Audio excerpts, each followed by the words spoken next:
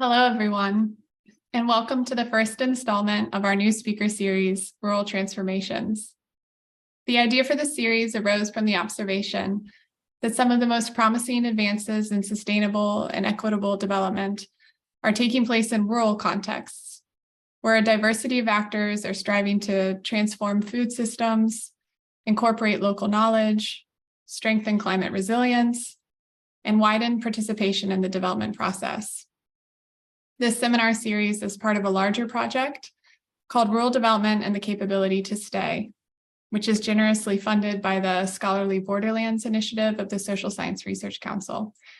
We're grateful to the Center on Modernity and Transition and the Duke Center for International Development for co-hosting this webinar series.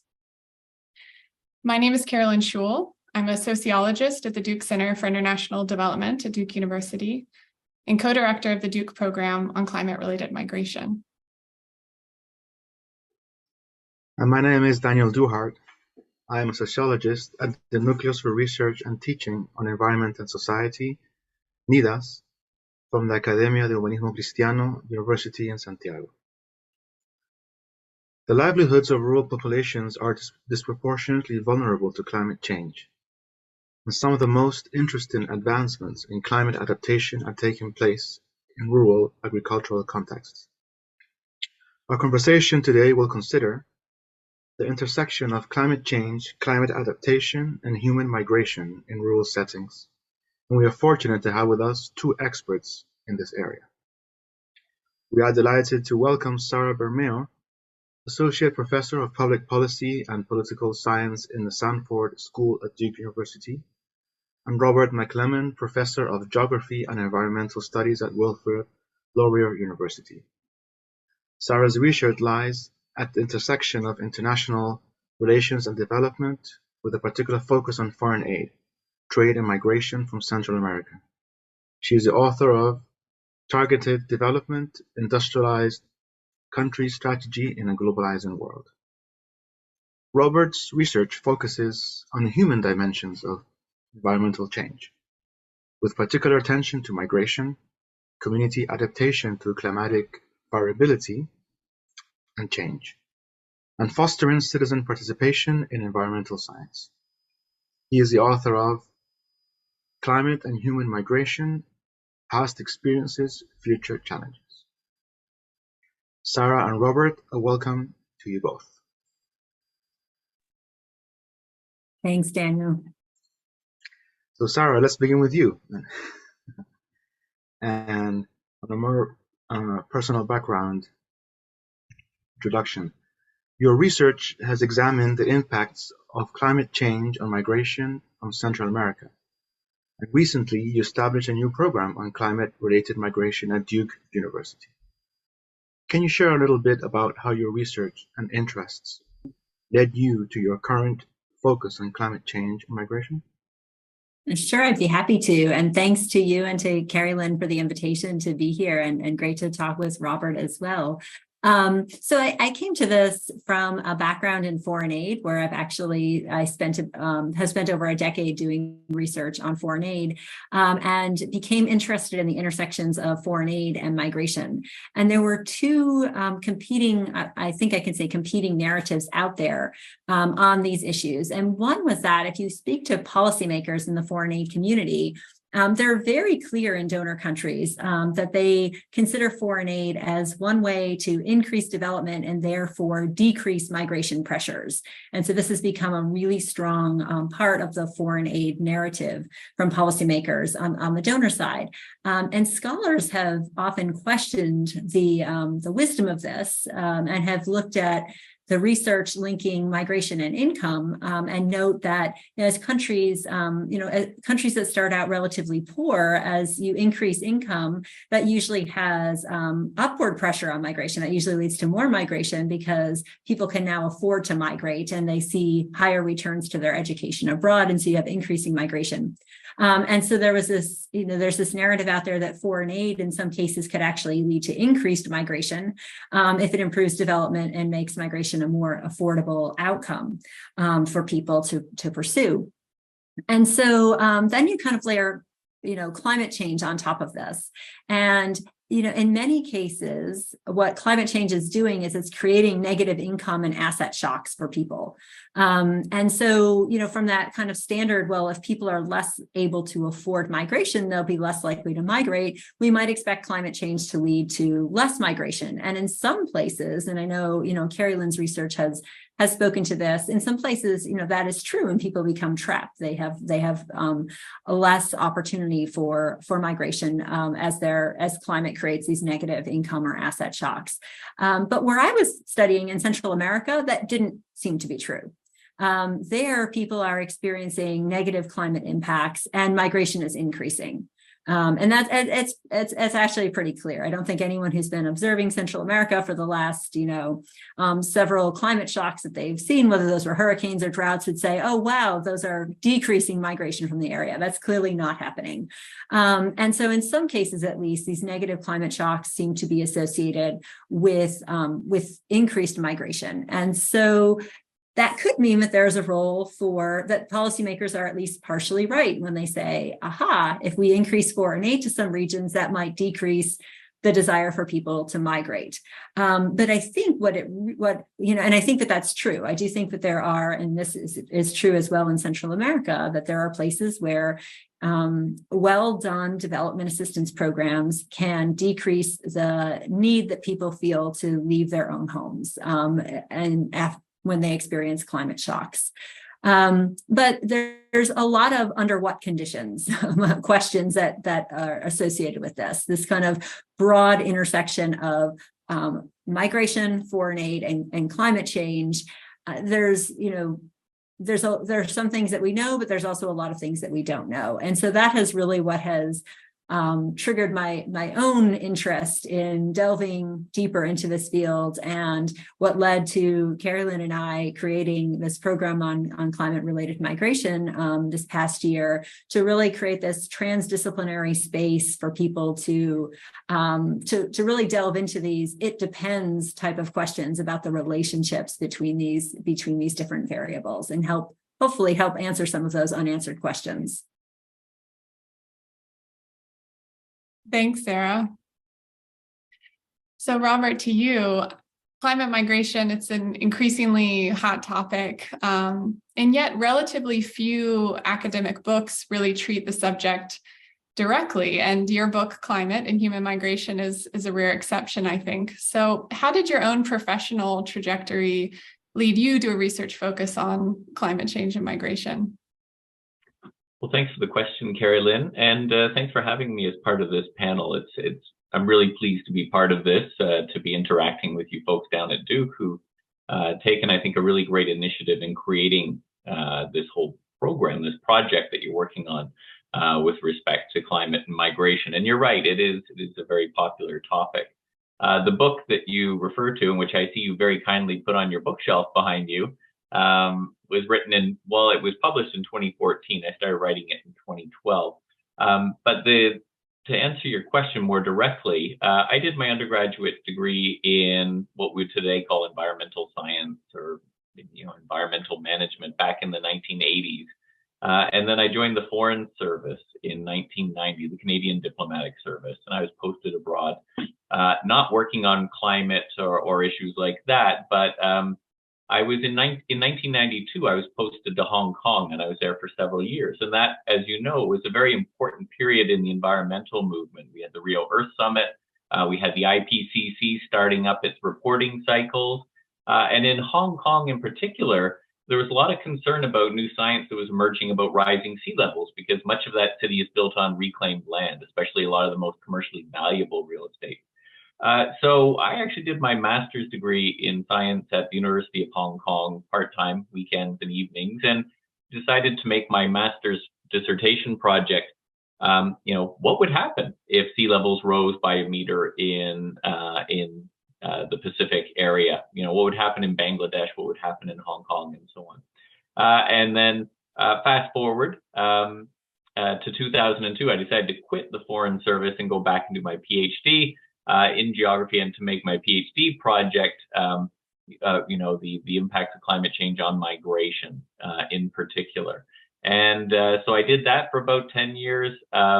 did a lot of study on migration, historical drought-related migration in Western North America. So the Dust Bowl, we called it the Dirty 30s up here in Canada.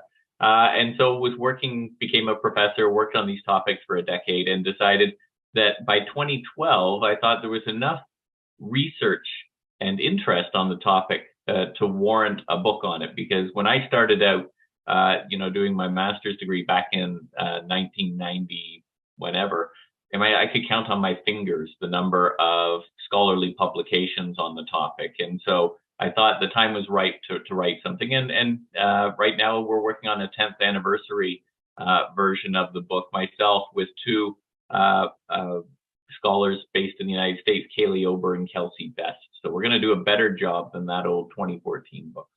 But thanks for the question. Thank you, Robert. So continuing with the subject, we can explore a bit more the relationship between climate change and migration. So your work, Robert, examines how people have moved in response to environmental stress in the past to better understand how people might move in the future. The research shows that very rarely does an environmental stress have a direct stimulus-response relationship with migration. Rather, whether looking at sudden or slow onset climate changes, the relationship between climate change and migration is more often indirect and non-linear. Can you explain for our audience what that means? Sure. And Daniel, thanks for the question. In the media, you see a lot of reports these days about climate migrants. There was a White House report that was commissioned by President Biden on climate migration about 18 months ago. There's a lot of policymakers talking about, well, what do we do about climate migration? And one of the challenges, if you start to study this, which I'm sure many of the people listening have, is that there's not a lot of clear-cut examples that you can turn to where it's a simple push-pull, we have people migrating and it's very clearly and only because of some climate-related event, whether it's, the most common ones are droughts, storms, floods, and so on. And I'll give two specific examples that might be familiar to American listeners. One is Hurricane Katrina, and the other is the Dust Bowl of the 1930s. So Katrina, as we know, about 15 years ago, a little bit more now, I guess, struck New Orleans and the surrounding area. So we have this clear weather-related event. A hurricane slams into a major urban center. Everybody's displaced instantaneously. And we know that hurricanes are increasing in their frequency and severity in many basins because of climate change and rising temperatures. But the question becomes, everybody's displaced. Some people come back and some people don't. So the people who are temporarily evacuated from New Orleans and come back, we really would not consider them to be migrants. Whereas there's a lot of folks who never came back and they did move elsewhere. And what distinguishes the people who stayed versus those who left? And there's been a lot of great research by American scholars on this. And to just briefly summarize it, it's non-climatic variables that determine the final migration outcome. So housing ownership, people who are renting their homes typically did not come back because if the house was damaged, the landlord may not rebuild it or rebuild it at a different price or rent it to a different family. Things like access to FEMA assistance, insurance. There's lots of non-environmental things that help determine who left and who stayed. And family connections were super important as well. And we actually saw in-migration to New Orleans of young Latinos who were working in the trade sector because, of course, there was all this reconstruction effort that needed to be done. And so we had a colleague at Brown University, Beth Fussell, has referred to this as a churn. So you get all these different migration outcomes from a single climate event. The Dust Bowl was a little bit of a different phenomenon, right? This is one of these slow onset events where it builds up and builds up over time. So the drought started hitting the Great Plains in the early 1930s. Not everybody immediately picked up and moved elsewhere, right? They tried to adapt in other ways, whether it was working off the farm, whether it was changing their crops, or, there's all different things that people tried to do. But as the pressure builds up and builds up, eventually a threshold is crossed, and some households could not hang on. And so they moved. And some moved, to the Pacific coast. John Steinbeck described them, the Dust Bowl migrants and so on. but most people actually stayed in the Great Plains. And again, we get into this, what distinguishes those who remained from those who left? And again, it often comes down to non-environmental factors, land tenure, social networks, where they were. Were your social networks in the Great Plains, or were they out on the Pacific coast? Access to government programs under the New Deal and so on. And so what we see again are these non-environmental factors help shape the migration responses to these climate events. And we see this, we can take these lessons and we will see similar things happening in other parts of the world today. So I'll leave it at that. Apologies for going on for a little bit of a lecture there, but it's a great question to sort of get people to recognize and discuss the complexity of both the causation and the outcomes that we observe. Thank you. That wasn't too long at all. That was very helpful. And I think it actually is quite a nice context for Sarah to build on. And Sarah, I want to ask you about what you're seeing in terms of how climate stresses are intersecting with other drivers of migration and displacement, and particularly this intersection of drought and violence in Central America. Thanks, Kerilyn. And this is the first that I've heard that Robert is updating his book. So I'm going to be eagerly anticipating seeing the new version coming out. I actually think that this does kind of dovetail really nicely with the examples that Robert was just giving, because what we're seeing, I liked my one sentence kind of quip on this is that people leave their houses for when we're thinking about international migration and climate change, people leave their homes because of climate, but they leave their countries for other reasons. And so around the globe, the vast majority of climate related migration is expected to be internal. And yet in Central America, we're seeing large numbers of people leaving their countries. And so we had done a study here at Duke and put out a few policy papers on this that showed that, in Central America, there were two big droughts over the last decade, one in the 2014-2015 time period, and then another in 2018. And both of those were associated with increases in outmigration. And what we were able to do with some data that we have is to look subnationally at areas in Central America and show that the departments, which is what you would call like a state or a province in Canada, but the departments within Central America that experienced the most agricultural stress were the ones who were sending the most migrants to the United States southern border, and in some places very large numbers. So we're able to see that if you look at, say, the census from the early 2010s, like 2011, 2012, depending on the country time frame, some departments saw more than 7% of their population show up at the U.S. southern border between 2012 and 2019, traveling as part of a family unit. So this is not individuals migrating on their own. We saw a huge shift in the demographic composition of this migration in response to these climatic pressures, particularly these droughts that we saw and the agricultural stress that was associated with them. What we might expect to see in other countries is that this would lead to urbanization within the country. So you would have these stresses in the rural areas that would lead to people moving to urban areas. But to hone in on your question, Kerilyn, the cities in Central America, many of them, so in particular we're looking at Honduras, Guatemala, and El Salvador, many of these cities are extremely violent. They rank typically in the list of most violent cities by homicide rates in the world. They have very high levels of gang activity and corruption. It can be very dangerous for people moving in from the outside who are not affiliated with the local gangs. And it can create lack of economic opportunity for them as well because they don't have the right connections.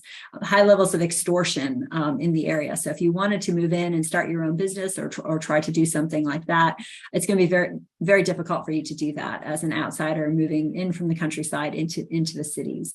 And you also just have this kind of youth bulge that is going on in Central America right now as well, where you have a lot of young people and not enough jobs for them. So the cities already don't have enough employment opportunities, even for the people who are already there and who may already be connected.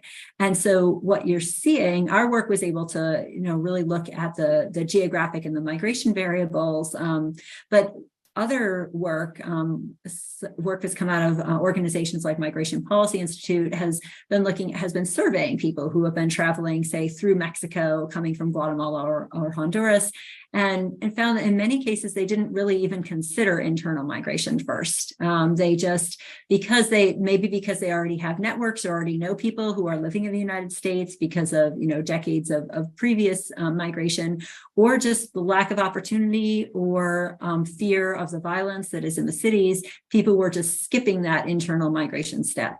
And so I think this is actually something that as researchers looking at this, I think this is an important example for us to consider, because estimates coming out of the World Bank and other organizations that say most climate-related migration is going to be internal really need to kind of caveat that by saying, well, what do those internal migration options look like?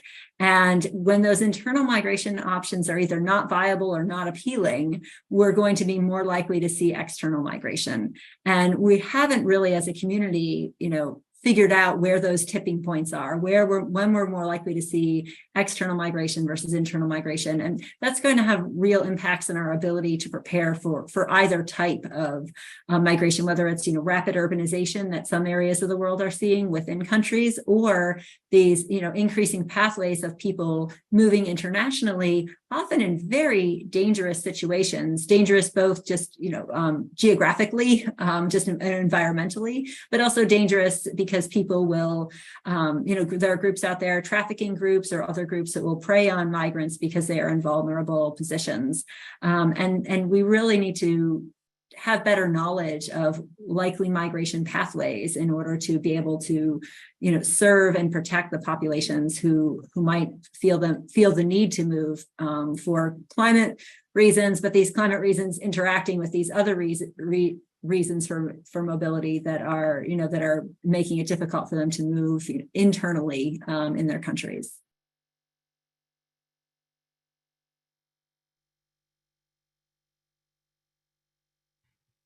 Thank you, Sarah. And this is a question for either of you, or you both want to answer. And also, in general, feel free to respond on each other's comments, and this can also be more interactive as possible. But so please feel free for that too. And so the relationship between climate change, food insecurity, and migration is a growing concern, as we've been seeing. So, however, climate is not the only threat to food security in many rural settings. Government policy and regional and international markets play an important role in strengthening or undermining food security and in shaping migration from rural places.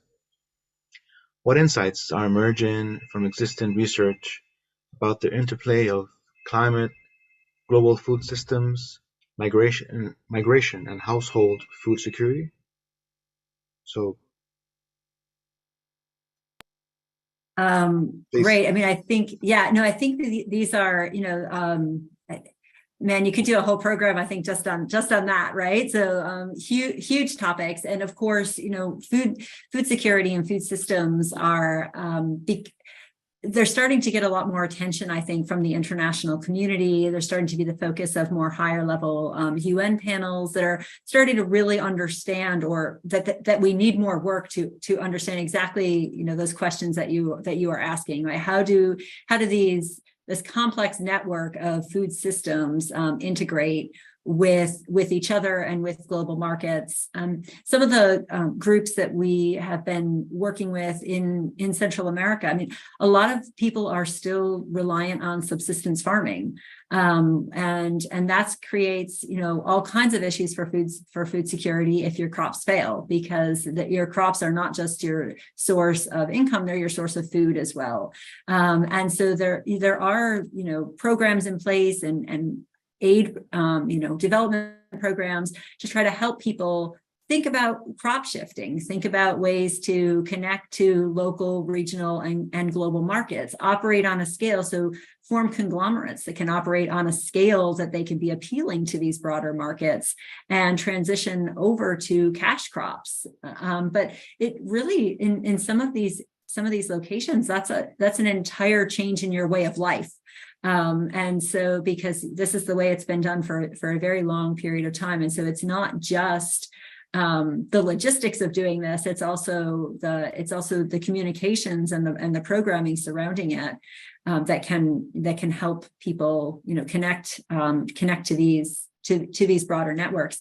But when we're thinking about, global food security, 35% of the global food supply is coming from smallholder farmers operating on less than 2 hectares of land. That's pretty small. And there really does need to be an understanding of the fact that without figuring out a way to bring those voices to the table, as we're making policies on a global scale, we're not just endangering those smallholder farmers directly, but we're endangering global food supply, because a lot of people are dependent on these small scale producers. It's also true for fisheries, though my own work hasn't been in that area. But that we really do need to find ways to engage smallholder groups and local communities in any of these conversations about food security, because otherwise we're going to fall short. Yeah, I'm glad Sarah went first on that question, because I know this is her area of expertise. She's been working on questions like this, not just in the climate change context, but and that's the other thing we have to remember, right? Is that climate and environmental risks are just one of a whole range of risks that affect rural communities. And the other thing is that, rural communities are very heterogeneous. It's really difficult to come up with a really simple basket of solutions, because, some people, for example, are smallholder farmers and can grow their own food, but there's a lot of people who live and work in rural areas who don't have that option, and so are very, very highly exposed to fluctuations in market prices for food.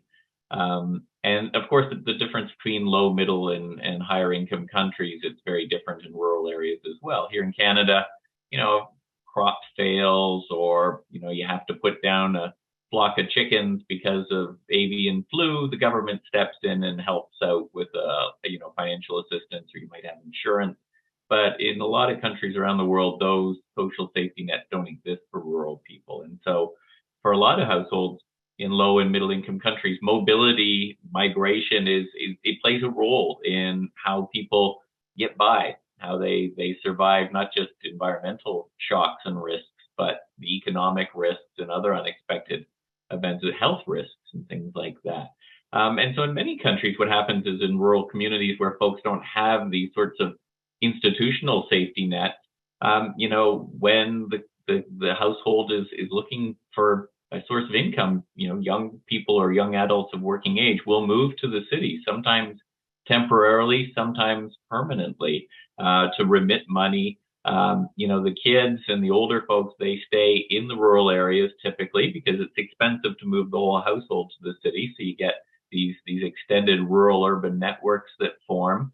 And again, the timing, the duration, the destination of the migration is really depending upon a whole bunch of factors besides the actual stimulus. And so we see this, for example, in just in the last couple of years, where we see these, food price inflation, food price shocks from things like they're completely external. There's a conflict in Ukraine, Russia invades Ukraine, grain prices go up. Suddenly, rural people in the Middle East, South Asia, and parts of Africa, just the small percentage change in the price of food on the market puts households across a threshold where suddenly they're in a situation of distress.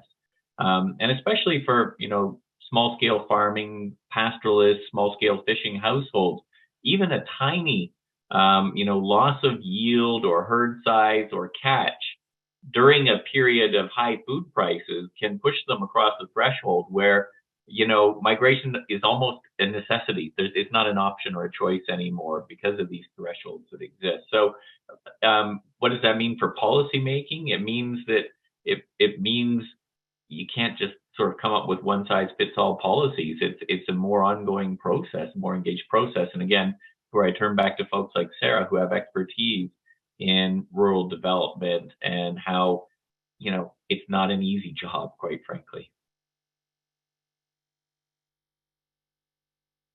Robert, if I could pick up on something you were sharing there about how mobility is a common feature of how rural households have diversified their livelihoods over time, that taps into this idea of migration as a form of adaptation to climate change. It's not always sort of a sign of distress or displacement, though that's certainly the case, but also migration can be strategic adaptation of rural households. So can you explain a little bit more about this idea of migration as adaptation, and what are some of the implications of that for rural development policy?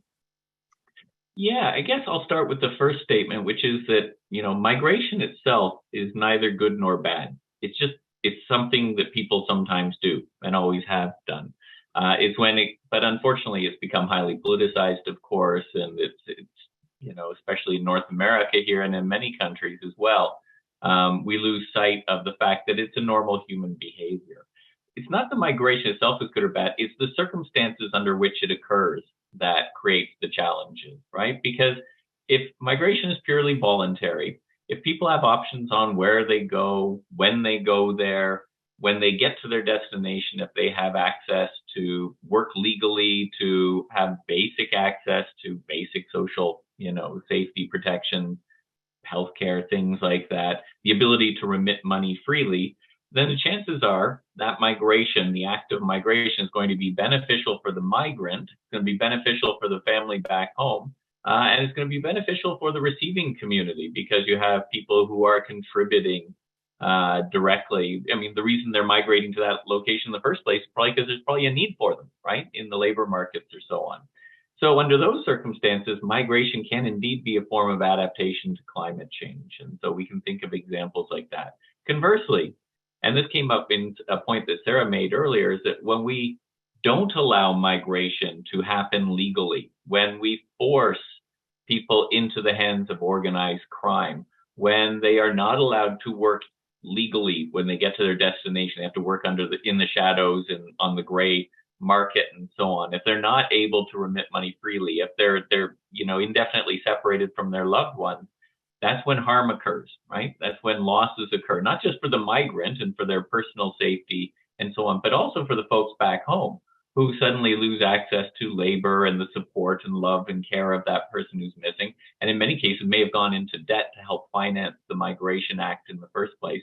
And it doesn't benefit the receiving community. Well, it benefits people who in the receiving community who work in organized crime, who like to exploit people and their labor and so on. It benefits those folks, but for the general community, it doesn't provide many benefits and often leads to a lot of the things that we don't like about migration, where young people get sucked into participating in organized crime or are destitute or are et cetera, because we force it into the shadows. So my whole point is that migration and mobility rights are a key part of a wider rural development policy at national scales, but also international scales. I'm sure Sarah would like to pick up on that because it's a huge issue in Central America right now, as she alluded to earlier. Yeah, I'd love to jump in here. I mean, one of the, to pick up on Robert's point, historically, one of the number one ways, so as Robert mentioned, migration has become extremely politicized, as everyone in the audience knows, right? Historically, one of the number one ways to cut down on undocumented migration is to increase the number of legal pathways that people have to come to a country. And so in the United States example, the number one way that we decreased the number of Mexicans crossing the border without visas was to have more visas available for Mexicans to use to cross the border. And this turned out to then be able to tap into a lot of those benefits that Robert mentioned, right? So if you can work and live legally in a community, then you're paying your taxes, you're out of the shadows, so you're more likely to be employed in the formal sector versus the informal sector. Your rights are more likely to be respected, and you can contribute and work and live and raise children and have a family. You can go back and forth to your home community without having to worry about, about the ability to come back. I mean, when we think about things like circular migration, one thing that keeps people who can't legally cross borders are less likely to go back to their home country and spend some time there and then come back to the United States or another destination country, because there's so much danger and likelihood of being caught or stopped along that journey. And so creating increased legal pathways has the benefit of really, helping with the safety and the dignity of migrants, but also contributing to the economics of both the sending and the receiving communities. I do think, though, and this is actually going to tap more into Robert's expertise than my own, but as we start to really think about climate migration as a subcategory of migration, and granted one that is intersecting with other categories and often difficult to identify on its own. But as we start to think about that, it is worth asking the question from a development standpoint, will this migration look like other migration? Because I do think that what we're seeing from Central America, that huge increase in migration that we saw in 2018, 2019 from Central America was almost exclusively caused by an increase in family units migrating, as opposed, I mean, there were still single people migrating, but there'd always been single people migrating. So the increase was family units. And when we think about that, that's going to have impacts for how we think about remittances, right? So if you bring your family with you, you don't need to send money back to them. But you also, if you bring children with you, have less money to send back because children are expensive. And there are whole parts of communities that are based on remittances coming back. And if we start to see changes in those migration patterns, those are going to have broader development effects that it's not clear to me that we're really thinking about that in the way that we need to be in looking for, does climate related migration look like traditional economic migration, or look like disaster migration, or look like something different? And my sense is that at least in some places, it's going to look like something different. And we're going to need to think about the ripple effects of those changing migration patterns within communities. This is going to be true for internal migration as well. We've seen there is, within the last decade or two, the rates of urbanization are happening much more quickly than the ability of urban areas to absorb migrants in terms of housing supply and services, and 1 billion people across the world living in informal settlements right now, right? Like that's a lot of people who don't, even though they have urbanized, don't have access to the traditional things we think come with urbanization. And so there are these patterns. We have to be looking for new changes and thinking about what the responses to those might look like to create a better outcome for everyone involved.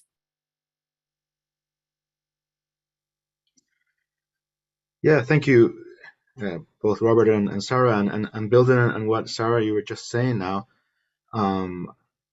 because you've worked a lot and looked at climate finance and development assistance in climate stress communities in Central America, as you were just commenting, no? So what insights have you gained into how we might pursue adaptation and assistance better in these regions, no?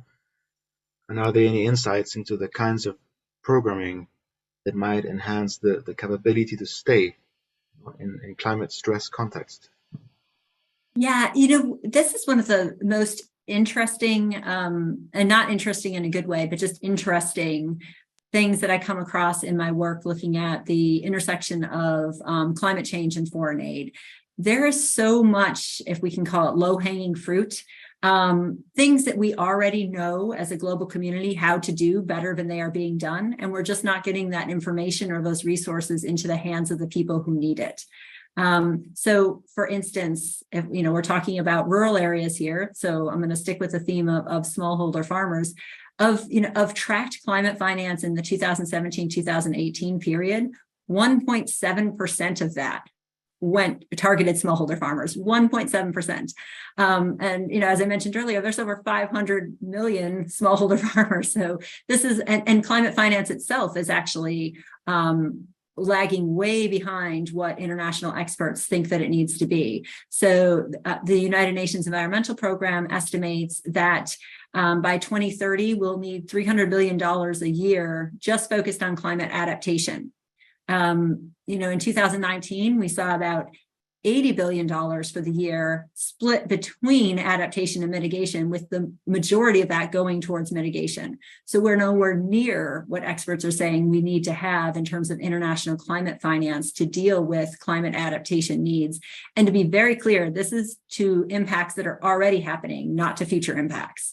The impacts on, global food security, we're already seeing in the tropical areas that crop yields, especially of cereals, which are extremely important for livelihoods, are decreasing now, not in the future, they're decreasing now. The nutritional value of crops is actually being altered in a negative way by climate impacts, by climatic changes in growing patterns. So we're seeing these impacts already, and we're not responding to them in ways that we already know how to do.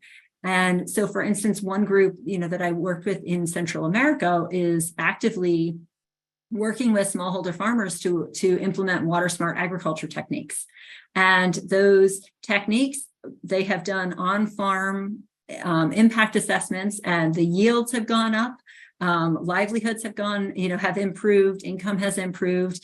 And I asked them at one point, well, do you have the ability to serve more farmers? Or, are you like, these are all the farmers that this would work with? There's no one else to work with. And they're like, oh no, there's tons more people to work with. We just don't have the funding to roll it out further.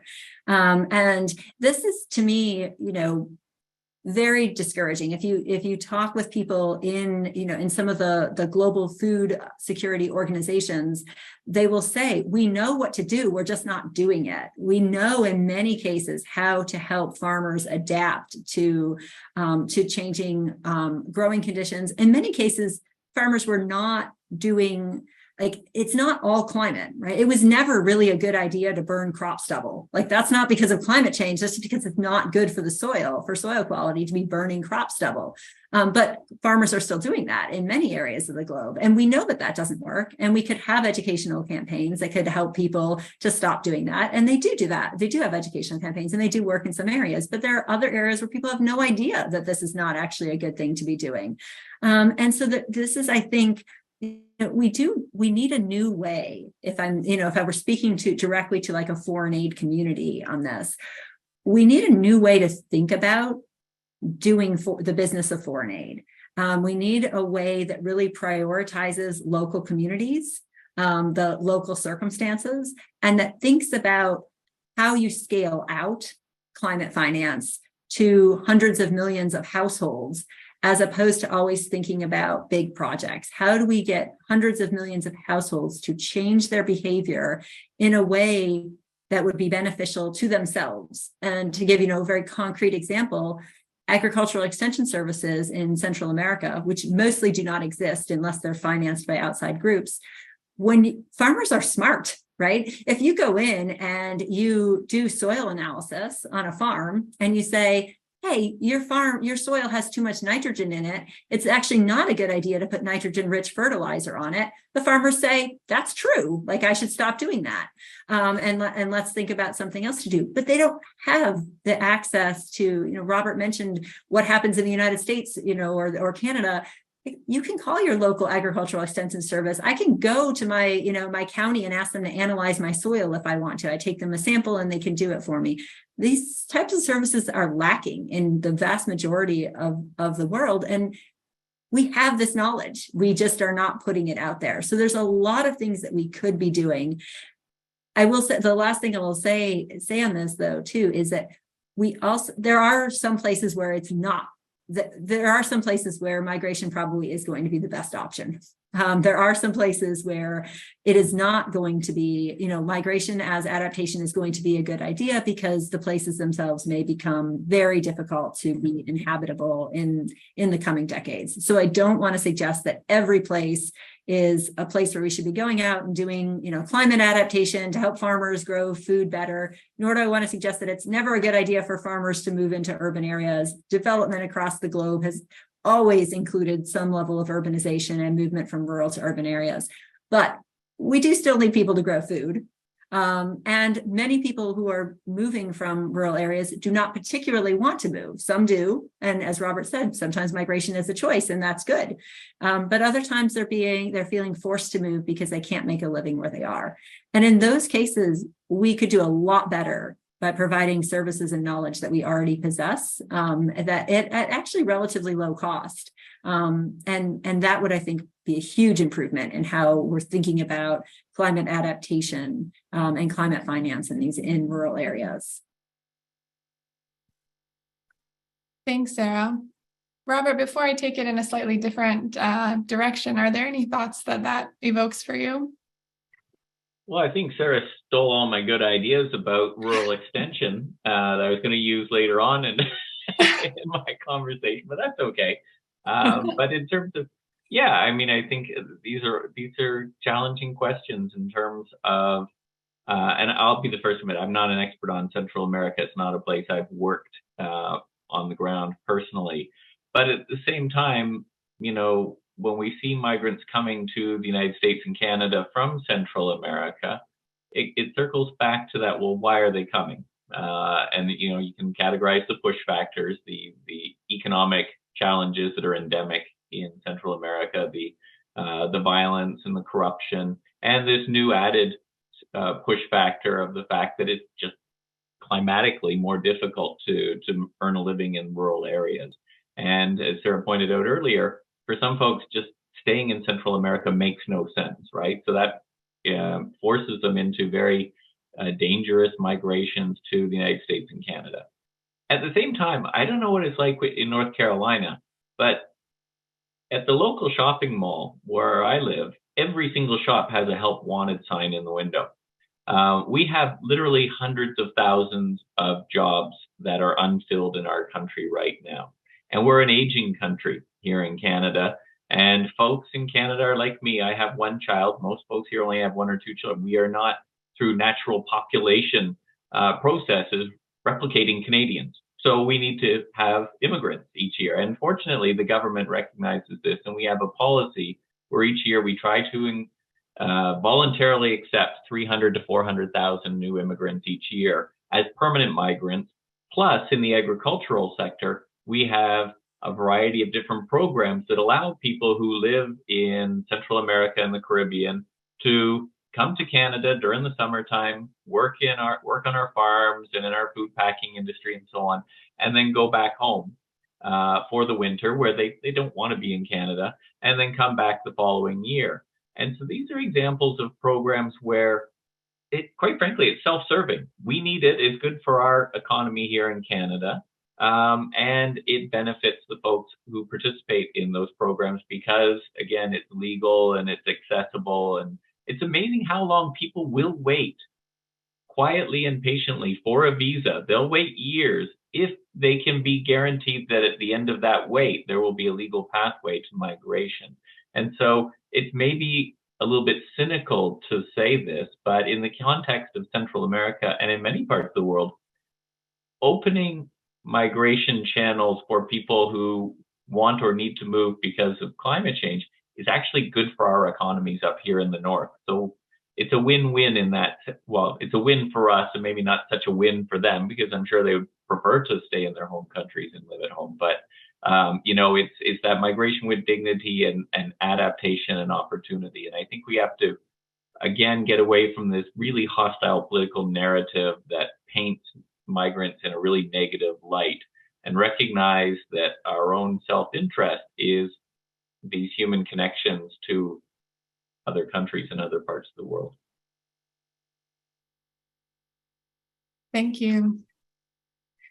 So I wanted to ask about your interest in fostering citizen participation in environmental science. It takes it in a slightly different direction, but what are you learning about more participatory approaches to knowledge generation, and how might what you're learning inform ongoing research at the intersection of climate change and migration in rural contexts? Well, I've been doing citizen science now for over a decade, and I've worked in a variety of different projects, some of which were previously established. So here in Canada, for example, for a number of years, I worked in projects like Plant Watch, which is where people would observe the flowering of a dandelion in their front lawn the first time they see the first yellow dandelion, and they'd go into the website and put that date in. But for a whole variety of species, and that's sort of a phenological approach to understanding when the weather conditions change. And so that's an example of a project shown very clearly that springtime comes earlier here in Canada now than it did 50 years ago. Other ones like Milkweed Watch, Frog Watch, which were more, biological conservation. For the last decade, I've been running one called Rink Watch. Now, it won't be of interest too much to people in the Carolinas because it involves people who have backyard skating rinks. And so what we do is we get them to come onto the website, pin the location of their skating rink, and then, tell us what days they can skate or not, given the temperatures outside. And we use that data to then recreate past winter conditions and then forecast into the future of outdoor skating. And folks may say, well, is that really necessary? Is that important? But there's value in citizen science. One is the data is actually surprisingly good. From our skating rink project, we've published 3 peer-reviewed studies, hindcasting, winter conditions and forecasting the future. And we can show very clearly that winters are shorter and not as cold and less snowy here in the Toronto region today than they were 50 years ago. Now, some folks may think that's great, but nonetheless, it gives people something that they, when we talk about climate science and climate change and so on, a lot of the examples we use are just not accessible to the person who is driving the kids to soccer practice or in a drive-through lane and so on. We talk about polar bears and small islands in the Pacific disappearing and faraway places and so on.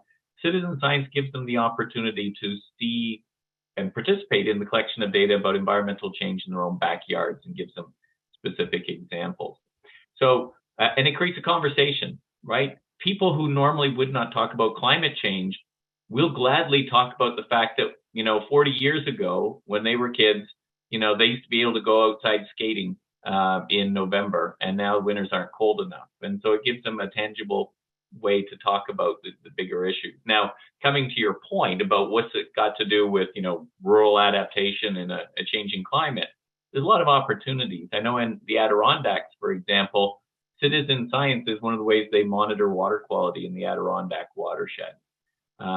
We can't put sensors everywhere, but there's people living everywhere, and we can get them to participate in water quality monitoring and management. Pollination. And then I think of citizen science as an expansion on the extension model. The extension model is the idea, essentially, you have these areas of expertise, these universities, and they collect data from farmers and rural areas, and they redistribute that data through the extension network. Well, we could build upon that network of people who are involved in extension networks as data collectors and people doing analysis and so on. So that's where I see all these advantages. In terms of migration, the challenge we get, is that when migration is not legal, the people who participate in it don't want to share that information about what they're doing and where they're going and so on with outsiders for very good reasons, right? But nonetheless, within their own networks, folks will share that information. So there's an opportunity to improve upon our knowledge of who goes where, what, when, and why. But the challenge is always, so long as that migration is not, done in the sunlight, it's difficult as outsiders to get access to that information. But the potential's there.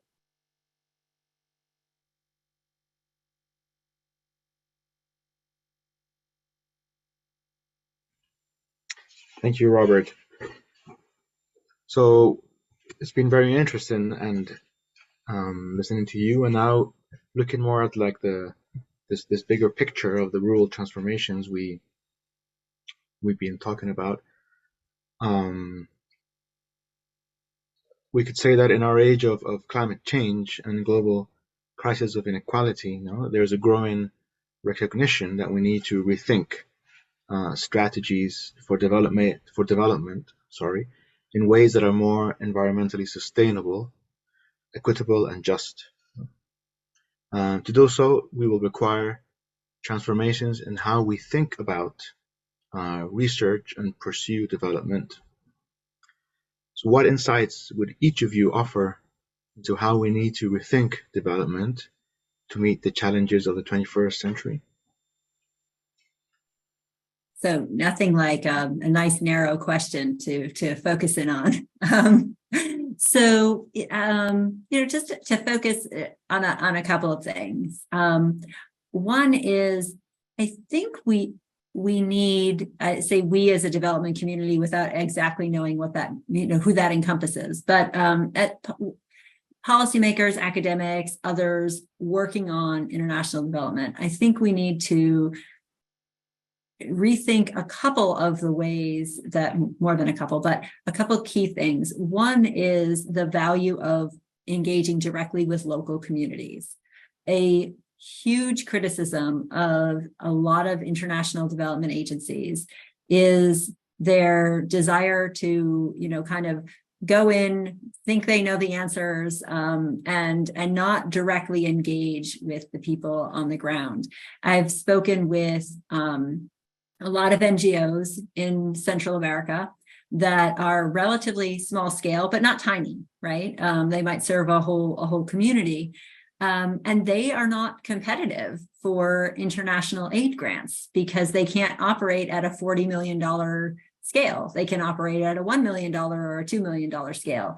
And a lot of the international development agencies don't want to oversee a whole bunch of $1 million projects. They want to oversee a few really large projects. And many of these large projects are required to engage with local stakeholders, but that engagement is often relatively superficial or only at the implementation stage, not at the design and really thought stage of projects. And so I think that really, figuring out a way to engage successfully with local communities is going to be a key aspect, especially when we're talking about rural transformation, because most rural communities are relatively small. So I think that is one key thing. A second key thing is figuring out how to measure impact. There has been a somewhat helpful move toward really trying to quantify the impacts of development projects. But where it has been helpful in, say, I do think we need to know, if we try out a new seed variety, does the new seed variety work better than the old one? Like, this is something that we need to know. If we try out a new, a new tilling technique for the land, does it work? Is water retention better? If we try certain cover crops, do they work better at retaining, soil quality and moisture than others? We absolutely need to know that.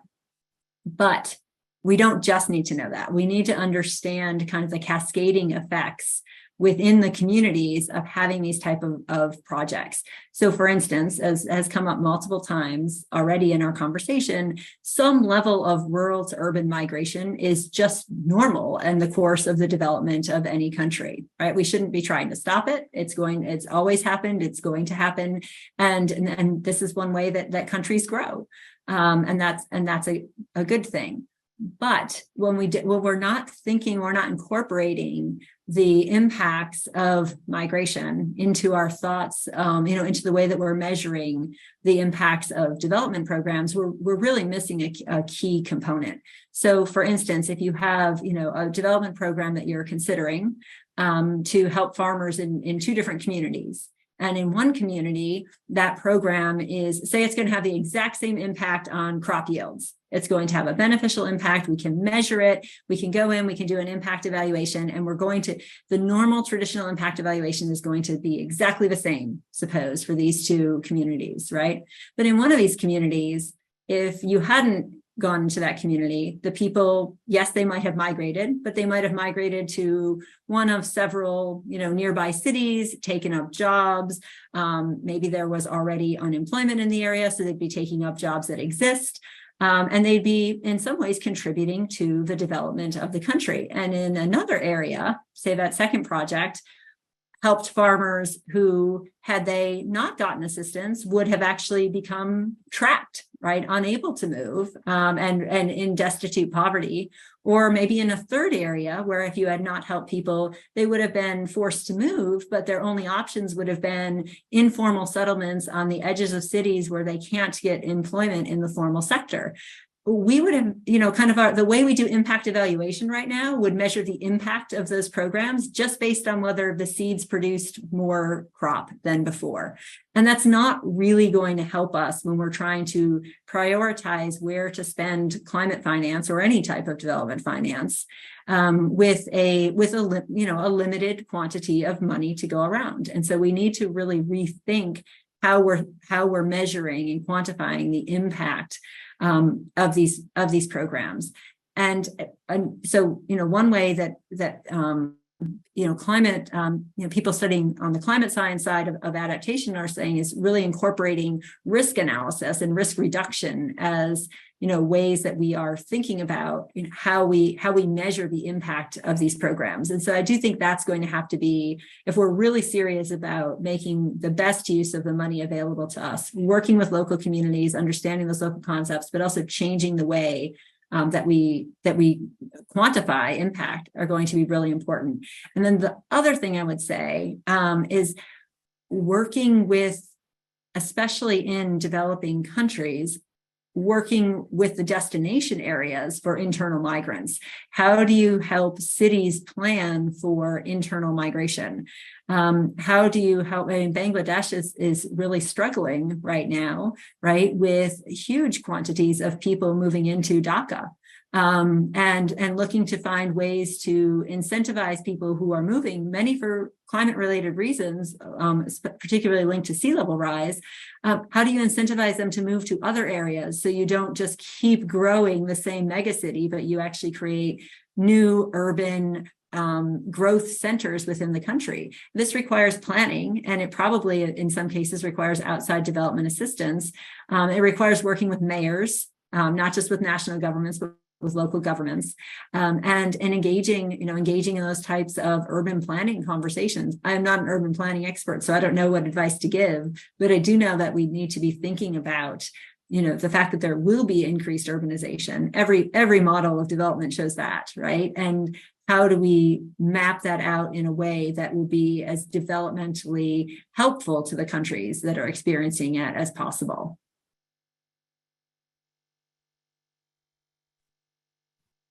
Yeah, I guess I'll pick up on there. Again, as always, Sarah takes all my good stuff, so I'll have to think of something else to say.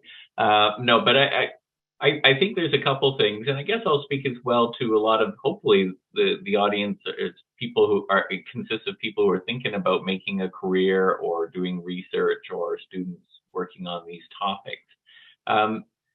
In terms of rural transformation, I mean, we're still in the midst of it, aren't we? I mean, some countries like Canada and the US, we went through it already in the 20th century. The vast bulk of the Canadian population lives in urban and suburban areas, and slightly less, but still mostly the case in the United States. But when you think about South Asia, Africa, large areas of low income and middle income countries have yet to urbanize yet, and the vast majority of the population is still rural. But that's going to change, isn't it? And so, I agree fully with Sarah's point that, urban strategies to accommodate the flood of migrants that is still yet to come in cities that already have 10, 15, 20 million people. In our hemisphere, Mexico City and Dhaka and South Asia and others and so on. That's a big challenge. The other thing I think was a couple other things I think. One is, give me enough time, I'll think of lots of things. But, there's this huge disconnect between rural and urban populations here in North America, and I suspect is happening in many other countries as well. What urban people know and what rural people know are often completely different baskets of knowledge, and they're only loosely interconnected with one another. And yet, what we often have, and certainly here in Canada, is urban folks making policy for rural places and for rural communities without any personal context. Or, maybe their great grandparent, grew up on a farm, as most of us did.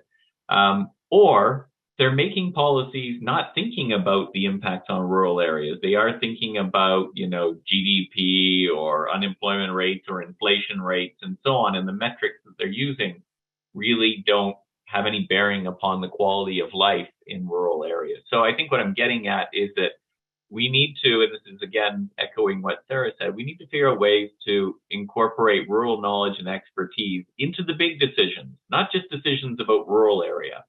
Sure, rural folks need to be included in rural extension services, rural development planning, and so on, but rural knowledge needs to be included in monetary policy, in climate policy, in immigration policy writ large, right? Not just as it pertains to rural areas. So I'm not sure we know how to do that, but certainly that's a great job for social scientists, is to figure out the policy innovations that can make that sort of thing happen. And just thinking in the context of climate change, a lot of the mitigation strategies, mitigation in the climate change world means reducing greenhouse gas emissions. A lot of the mitigation strategies that governments talk about will physically take place in rural areas, even if they are designed to offset the emissions from urban people, whether that's reducing deforestation, whether that's trying to sequester more carbon in the soil through the root systems of plants, whether that's building more solar farms and wind farms and carbon sequestration and storage. All of these solutions, they don't happen in downtown Toronto or downtown Raleigh. They happen out in the rural areas. And so rural people need to be part of those processes and planning. And then I guess my final comment on this question in response to it is that in many cases, the same challenges that we had 50 years ago are the same challenges today. How do we meet the resource needs in terms of food, water, and energy for a growing, more affluent global population, while at the same time maintaining healthy ecosystems, biodiversity, water quality, and all those things that are necessary for a healthy functioning of the planet? It was a challenge back in the days of Small is Beautiful and the Club of Rome and all those things that were going on. Rachel Carson was talking about it back in the 50s. We still have these challenges today. So I think innovation in its broadest sense, policy innovation, engineering, crop development, food systems innovation, it's still a priority. It hasn't gone away. And rural people and rural communities need to be part of it again. And so I guess I'm saying good old-fashioned rural development and rural extension and rural innovation and rural community support and so on. It's still just as important as it was, 50, 100 years, well, maybe not 100 years ago. I can't recall how long ago we've been thinking about these things, but we still need to be doing it. Fantastic. Thank you so much. Well, that concludes our first conversation on climate change, adaptation, and migration. A big thank you to our featured speakers, Sarah Bermeo, Robert McLeman.